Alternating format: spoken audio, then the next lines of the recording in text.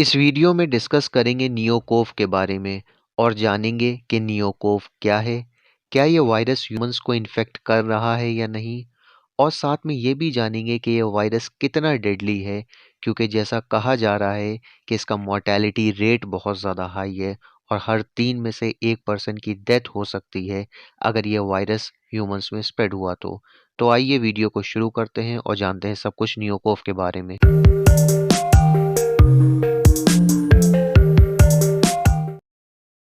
पहले जानते हैं कि नियोकोव क्या है। नियोकोव बैट यानी चमगादड़ में पाया जाने वाला एक कोरोना वायरस है जो पहली बार सन 2011 यानी आज से 10 साल पहले आइडेंटिफाई किया गया था। कई लोग ऐसा समझ रहे हैं कि ये एक नया वायरस है क्योंकि इसके नाम में नियो वर्ल्ड का यूज़ किया गया है, पर यह बात सही नहीं है। ये वायरस बैट की एक स्पीशी न्यूरोमीशिया में पहली बार पाया गया था, तो वहाँ से वर्ल्ड नियो लिया गया है और ये वायरस कोरोना वायरस की फैमिली को बिलोंग करता है, तो वहाँ से को वर्ल्ड लिया गया है। ये दोनों वर्ल्ड्स मिला करके इसका नाम नियोकोव रखा गया है। अब जानते हैं क्या ये नियोकोव वायरस ह्यूमंस यानी इंसानों को इन्फेक्ट कर रहा है या नहीं। नियोकोव अपने करंट फॉर्म में ह्यूमन रिसेप्टर्स के साथ इंटरैक्ट नहीं कर सकता है, इसलिए ये वायरस ह्यूमंस को इन्फेक्ट नहीं कर रहा है। लेकिन अगर इस वायरस में एक और म्यूटेशन हुआ तो ये ह्यूमंस में भी स्प्रेड कर सकता है।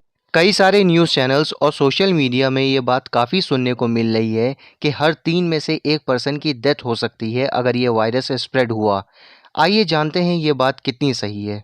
पहले जान लेते हैं कि मर्स कोवी और सार्स कोवी 2 क्या है। मर्स कोवी का फुल फॉर्म है Middle East respiratory syndrome corona virus. MERS corona virus पहली बार सन 2012 में सऊदी अरब में स्प्रेड होना शुरू हुआ था और धीरे धीरे करके ये मिडिल ईस्ट के कई शहरों में फैल गया था, इसीलिए इसका नाम middle East respiratory syndrome corona virus दिया गया है। मर्स कोरोना वायरस कैमल के थ्रू ह्यूमन में स्प्रेड होता है। मर्स का इम्पॉर्टेंट फीचर ये था कि इसका मोर्टेलिटी रेट बहुत ज़्यादा हाई था, अप्रॉक्सीमेटली 33 to 40%। अगर 100 लोगों में मर्स का इन्फेक्शन हुआ है तो उसमें से 33 से 40 लोगों की डेथ हो सकती है। मगर इस वायरस की अच्छी बात ये थी कि ये ईजिली स्प्रेड नहीं होता है। अब बात करते हैं सार्स कोवी 2 यानी सीवियर एक्यूट रेस्पिरेटरी सिंड्रोम, जिसे हम सब कोविड-19 के नाम से जानते हैं। ये वायरस चाइना के वुहान शहर से स्प्रेड होना शुरू हुआ था और देखते देखते पूरी दुनिया में स्प्रेड हो गया था।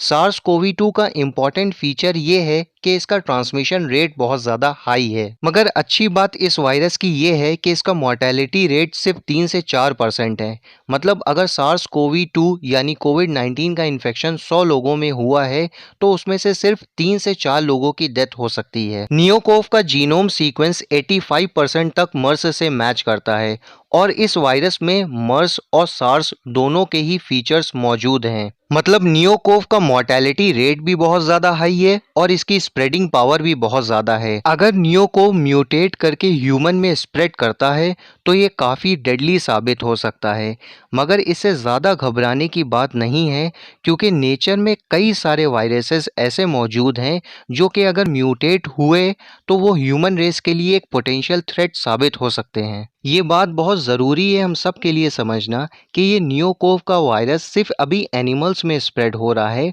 और अगर ये म्यूटेट होता है तो ये ह्यूमंस में स्प्रेड होगा। अभी कोई भी केस ह्यूमंस में इन्फेक्शन का नहीं पाया गया है, तो इससे ज़्यादा परेशान होने की ज़रूरत नहीं है। तो ये थी कुछ इम्पॉर्टेंट इन्फॉर्मेशन नियोकोव से रिलेटेड। आप सब ज़रूरी प्रिकॉशंस लेते रहें और अगर आपको इस चैनल का कंटेंट पसंद आता है तो इसको सब्सक्राइब करें। मिलते हैं अगली वीडियो में। Thanks for watching.